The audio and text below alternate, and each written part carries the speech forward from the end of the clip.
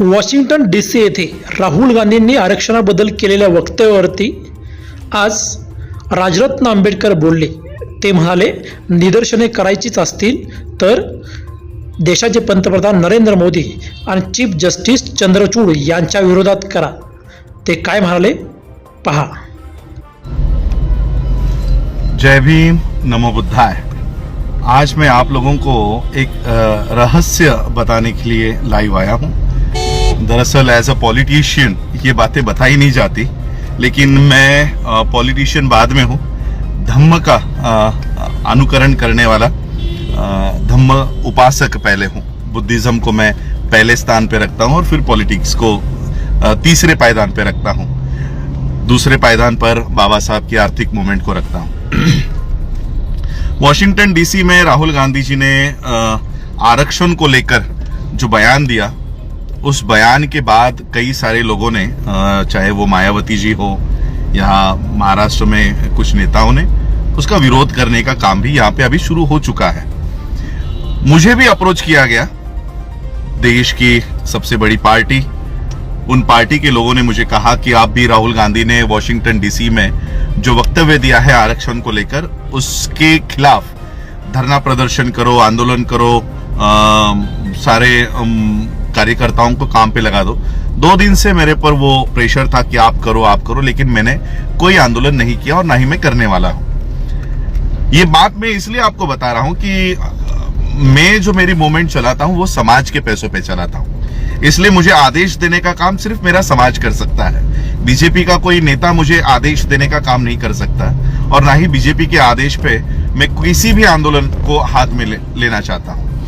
अब ये आंदोलन क्या जो हो रहा है, राहुल गांधी ने वॉशिंगटन DC में अपूर्वा रामास्वामी ये लड़की ने एक सवाल किया कि भारत में कितने दिनों तक आप जातिगत आरक्षण कंटिन्यू रखोगे, कितने समय तक रखोगे, क्या आपकी पार्टी आरक्षण को रद्द करेगी.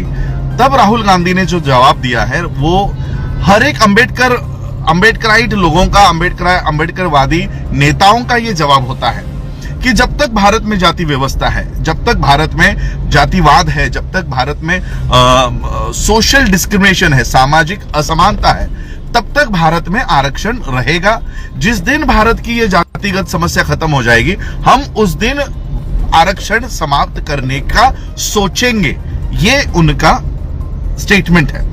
अब मुझे बताओ, क्या किसी भी अम्बेडकराइट जो प्रॉपर अम्बेडकराइट है, अंदर से बीजेपी या RSS के इशारों पे काम करने वाले नेताओं के बारे में नहीं कह रहा हूं, क्या किसी भी अम्बेडकराइट, सच्चे अम्बेडकराइट को इस बयान से तकलीफ होनी चाहिए?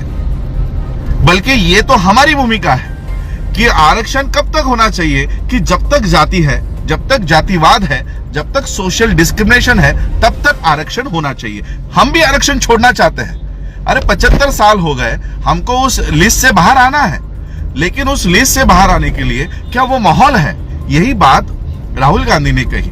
इसलिए मैं कोई राहुल गांधी का समर्थक नहीं हूं और न ही मैं कांग्रेस का कोई समर्थक हूं, लेकिन इस बात के ऊपर राहुल गांधी का किस वजह से हम लोग विरोध करें?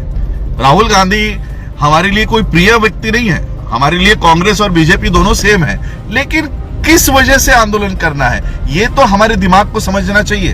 क्या राहुल गांधी के इस स्टेटमेंट के ऊपर हमको आंदोलन करना चाहिए? आंदोलन किस वजह से करना चाहिए मैं आपको बताता हूं.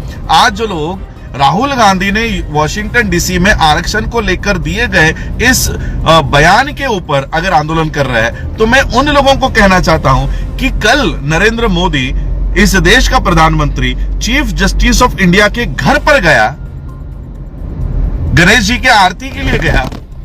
एक संसद का हेड और एक सुप्रीम कोर्ट का हेड, ये दोनों भी ऑटोनोमस है. इन दोनों को आपस में किसी कार्यक्रम में भी नहीं मिलना चाहिए. ये एक दूसरे के घरों पे जा रहे हैं. चीफ जस्टिस ऑफ इंडिया का विरोध क्यों नहीं कर रहे हो? प्रधानमंत्री का विरोध क्यों नहीं कर रहे हो?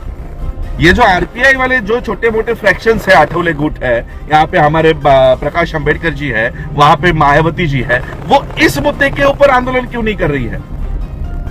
जो लोग आज किसी के इशारे के ऊपर ये आंदोलन कर रहे हैं, उनको इस विषय के ऊपर आंदोलन करना चाहिए, लेकिन वो इस विषय के ऊपर आंदोलन नहीं कर रहे। आंदोलन कर रहे कि राहुल गांधी ने आरक्षण के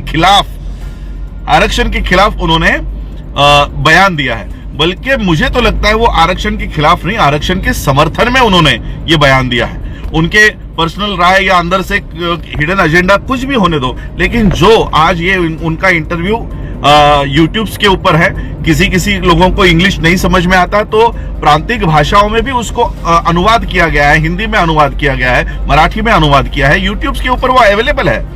हमें तो राहुल गांधी ने जो भूमिका ली, ये भूमिका हमारी सबकी है, और इसलिए मैं इस आंदोलन को ना तो समर्थन करता हूं, ना तो मैं ये आंदोलन कभी ऐसा वाला आंदोलन छेड़ूंगा जहां पर मैं तो कहता हूं कि हम लोगों को, देश के सभी लोगों को इकट्ठा होना चाहिए नरेंद्र मोदी के खिलाफ और chief justice of India Chandrachud के खिलाफ, कि ये दो इंस्टीट्यूट के हेड जो ऑटोनोमस बॉडीज है वो आपस में मिल नहीं सकती।